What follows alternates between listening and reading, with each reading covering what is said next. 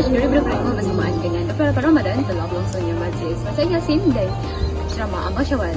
Panitia Pendidikan Islam dan Bahasa Arab telah menjemput Ustaz Anwar bin Ahmad Fauzi dari Pengeras Pentadbiran Daerah Mu'alim dan Pejabat Pentadbiran Agama Islam Daerah Mu'alim untuk menepati ceramah itu. Tanpa berhenti sama-sama kita.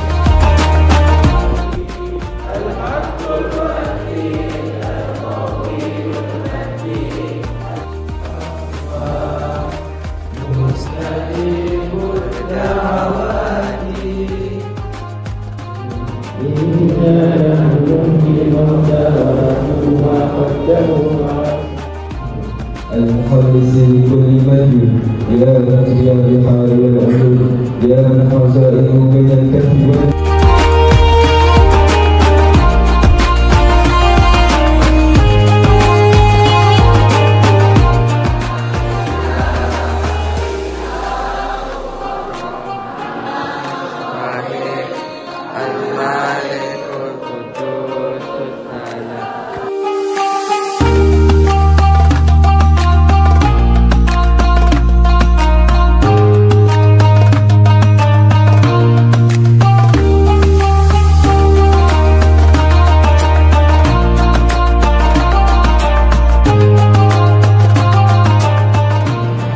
Sebab itu tuan-tuan para ulama berasa sangat sedih.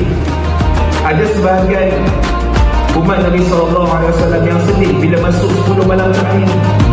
Kita dah masuk 27 Ramadan.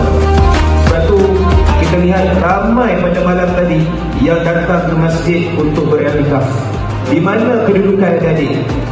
Di rumah ke ataupun di masjid? Masjid. Dia nampak tu nangis-nangis kan? Betul kan?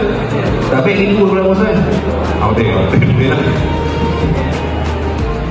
Sebab di manakah kedudukan kita di sisi Allah Subhanahu Wa Taala di 10 malam terakhir di bulan Ramadan? Sebab kita lihat bila kita scroll dalam media sosial, dalam TikTok. Dengan berakhir ceramah yang disampaikan tadi, maka tampaklah sudah majlis kita pada hari ini. Saya harap perkara yang disampaikan tadi mendapat manfaat kepada seluruh warga Adilin. Saya Nuzul Khadijah, wakil-wakil Adilin.